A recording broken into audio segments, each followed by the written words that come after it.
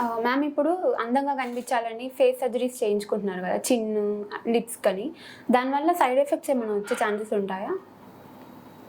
So ప్రతి procedure qualified డాక్టర్స్తో చేయించుకున్నప్పుడు automatically the scope of failures is very less.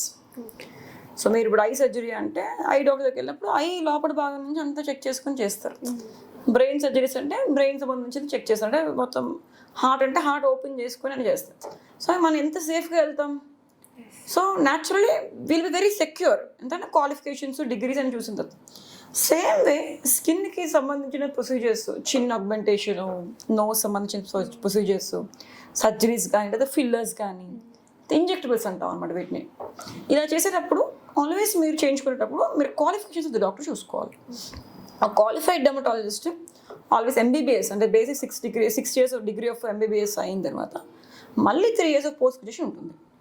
Either మనకి ఎండి కానీ, లేదంటే మనకి డిడివిఎల్ కానీ, లేదంటే డిఎన్బి కానీ, ఇవే దిస్ ఆర్ ఆల్ క్వాలిఫైడ్ స్పెషలిస్ట్లు అనమాట డెర్మటాలజిస్ట్లో.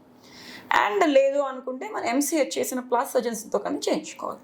అంతేకాని ప్రొసీజర్స్ అందరూ చేసేస్తాం కదా అని మీరు ఏ క్వాలిఫికేషన్స్, ఏ ఎక్స్పీరియన్స్ లేకుండా మీరు చేయించుకున్నట్టయితే కొన్నిసార్లు అవి దుష్ప్రభావం చూపించిన అవకాశాలు ఉంటాయి.